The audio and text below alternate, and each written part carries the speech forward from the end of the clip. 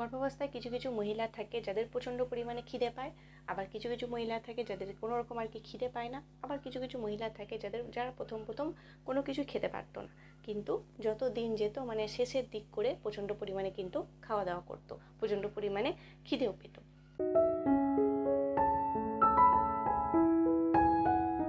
Hello, আমি Olivia suggestion আপনাদের সবাইকে ওয়েলকাম এবং অনেক অনেক ভালোবাসা। তো আজকে আমি আবার নতুন একটি ইনফরমেটিভ ভিডিও আপনাদের সবার সামনে চলে এসেছি। তো আজকে ভিডিও টপিক হলো যে গর্ভাবস্থায় আপনার খিদে কীরকম পাচ্ছে, মানে খিদে কি প্রচণ্ড পরিমাণে পাচ্ছে, নাকি খিদে একদমই পাচ্ছে না, নাকি আপনি প্রথম দিকে প্রচণ্ড পরিমাণে আর কি মানে খেতে পারতেন না কিছুই, তো শেষের দিকে প্রচণ্ড পরিমাণে খিদে পাচ্ছে। তো এটা কিসের লক্ষণ, এই জিনিসটা কেন হয়, তারপর খিদে কম নাকি বেশি, এক্ষেত্রে ছেলে সন্তান নাকি মেয়ে সন্তান হওয়ার যে লোকমুখের কথা, সেই কথাটা কতটা সত্যি, সব কিছু নিয়ে পুরো ডিটেলসে আলোচনা করব। তার আগে আপনি যদি আমার চ্যানেল নতুন হন তাহলে পুরো ভিডিওটা দেখার অনুরোধ রইল।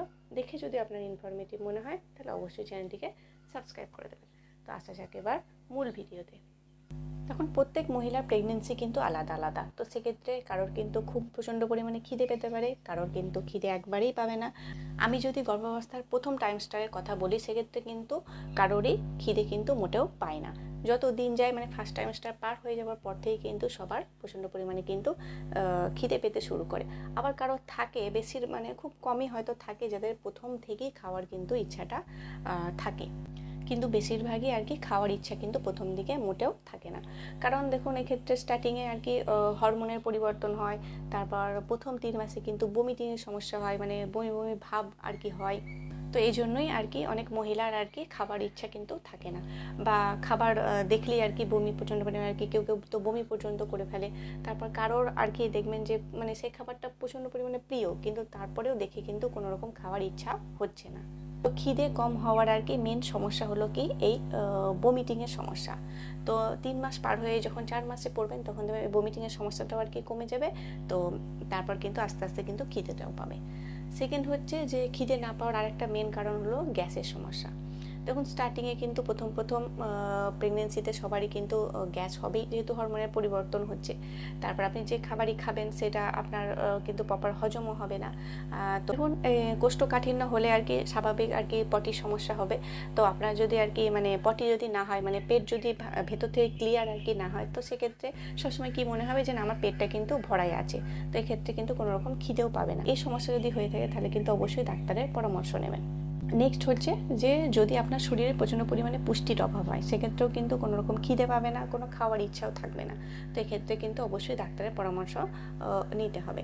আরও একটা কারণ হলো আপনার শরীর যদি প্রচণ্ড পরিমাণে দুর্বল থাকে, সেক্ষেত্রেও কিন্তু কোনো রকম খাওয়ার ইচ্ছাও কিন্তু থাকবে না। নেক্সট হচ্ছে কোনো মহিলা যদি আর কি ডিপ্রেশনে থাকে, মানে সবসময় যদি হাসি খুশি না থাকে, তো সেক্ষেত্রেও কিন্তু তার কোনো রকম খিদে পাবে না। তো এরকম যদি ডিপ্রেশনের মধ্যে আপনি থেকে থাকেন তাহলে অবশ্যই কিন্তু ডাক্তারের পরামর্শ নিতে হবে।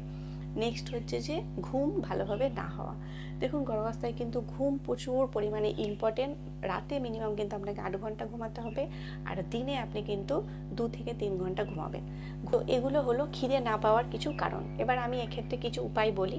দেখুন, আপনার যদি বমিটিংয়ের সমস্যা মানে প্রচণ্ড পরিমাণে বমি হয়, তাহলে সেক্ষেত্রে কিন্তু অবশ্যই প্রথমে আপনাকে কী করতে হবে, ডাক্তারের পরামর্শ নিতে হবে। তারপর আপনি যদি ডিপ্রেশনে থাকেন, সেক্ষেত্রে কিন্তু ডাক্তারের পরামর্শ নিতে হবে। আমাদের আর কি যদি মেডিসিন প্রয়োজন হলে মেডিসিন দেবে, আমি তো যে কোনো একটা মেডিসিন বলে দিতে পারবো, কিন্তু সেটার তো কোনো রকম সাইড এফেক্ট হতেও পারে না। তো এক্ষেত্রে কিন্তু ডাক্তারের পরামর্শ নিতে হবে। আর এছাড়াও আর যে কারণ হচ্ছে যে দেখলাম যে সকালবেলা মিনিমাম 5টা থেকে 6টার মধ্যে ঘুম থেকে উঠবেন, উঠে আপনাকে কিন্তু হাঁটাচলা করতে হবে। মিনিমাম 20 মিনিট আপনি হাঁটাচলা করবেন, দেখবেন আপনার খিদেটাও আর কি মানে আর কি পাবে, খাওয়ার ইচ্ছাটাও কিন্তু হবে। তারপর হচ্ছে সেকেন্ড হচ্ছে আপনার যদি বমিটিংয়ের সমস্যা হয়, মেডিসিন আপনি তো ডাক্তারের পরামর্শ নিয়ে নেবেন, কিন্তু ঘরোয়া উপায়ের মধ্যে আপনি কী করবেন, লেবু জলটাও কিন্তু খাওয়ার। লেবু জল খেলেও এই বমিটিংয়ের সমস্যাটা কিন্তু হয় না।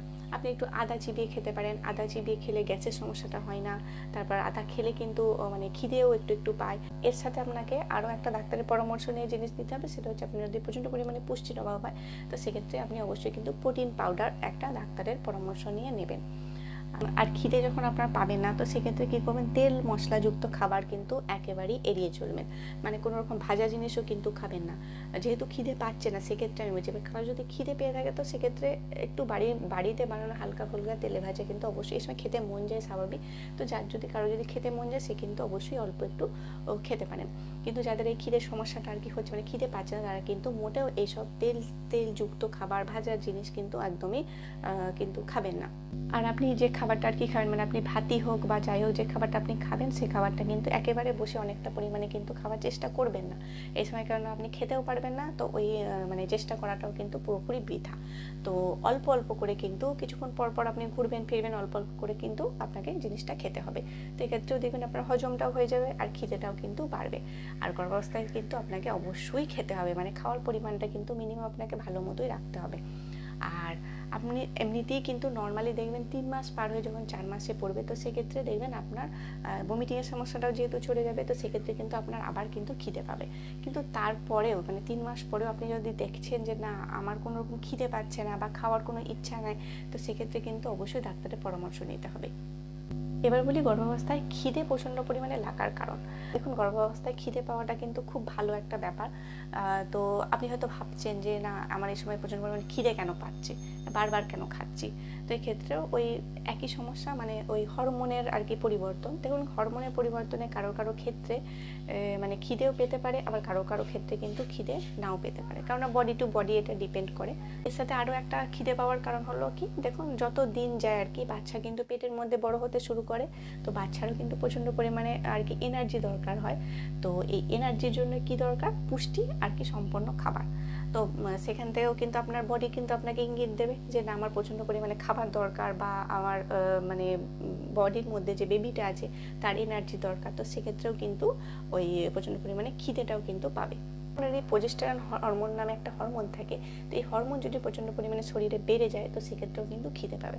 আর আপনার এই বারবার খিদে পাচ্ছে মানে যে আপনি সবসময় কুরকুরে, চিপস কি তেলে ভাজা এইসব খাবো, এরকম কিন্তু আনহেলদি খাবার একদমই খাবেন না। আপনি 300 থেকে 400 ক্যালোরি আপনি যদি খান, এটা কিন্তু এনাফ, মানে আপনার বডির জন্য, আপনার বেবির জন্য কিন্তু এটা এনাফ। তো দিনে আপনি 300 থেকে 400 ক্যালোরি খাবার খেতে পারেন।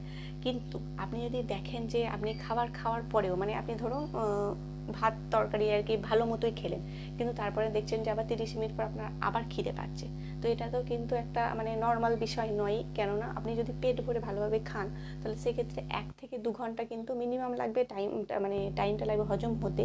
তারপর আপনার তবেই তো খিদে পাবে না। তার আগে যদি আপনার খিদে পায় 30 মিনিটের মধ্যে, তাহলে সেক্ষেত্রে কিন্তু অবশ্যই ডাক্তারের পরামর্শ নিতে হবে।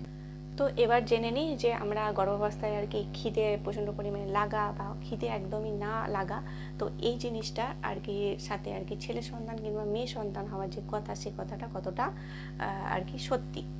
এই বিষয়ে মানে 244 জন গর্ভবতী মহিলাকে নিয়ে একটা রিসার্চ করা হয়েছিল, যে রিসার্চের মধ্যে দেখা গেছে যে গর্ভবতী মহিলাগুলো আর কি মানে প্রচণ্ড পরিমাণে খিদে পেত, সেক্ষেত্রে তাদের কি হয়েছে, ছেলে সন্তান হয়েছে।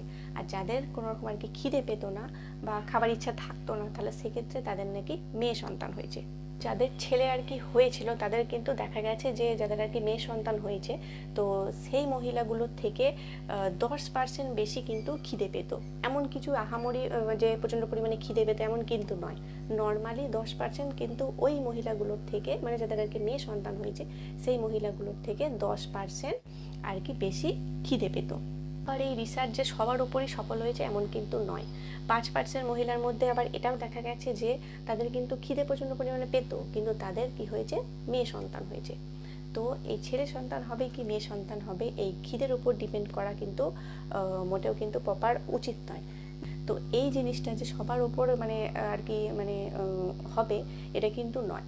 বেশিরভাগ মহিলার হয়েছে রিসার্চে যেটা আর কি দেখা গেছে। তো এই জিনিসটা নিয়ে বেশি কিন্তু মানে ঘাটাঘাটি করে লাভ নেই। আপনার ছেলে হোক কিংবা মেয়ে হোক, এটা আর কি প্রপার হচ্ছে উপরওয়ালার দান। তো এই ছিল আজকের ভিডিও, আশা করি ভিডিওটা অনেকটা ইনফরমেটিভ হয়েছে। তো এই রিলেটেড যদি কারো কিছু কোশ্চেন থাকে, তাহলে অবশ্যই কিন্তু কমেন্ট বক্সে জানাবে। আর এইরকম ইনফরমেটিভ ভিডিও পাওয়ার জন্য অবশ্যই লাইক করবেন, শেয়ার করবেন, কমেন্ট করবেন এবং অবশ্যই চ্যানেলটিকে সাবস্ক্রাইব করে দেবেন। তো দেখা হবে আমার নেক্সট ভিডিও।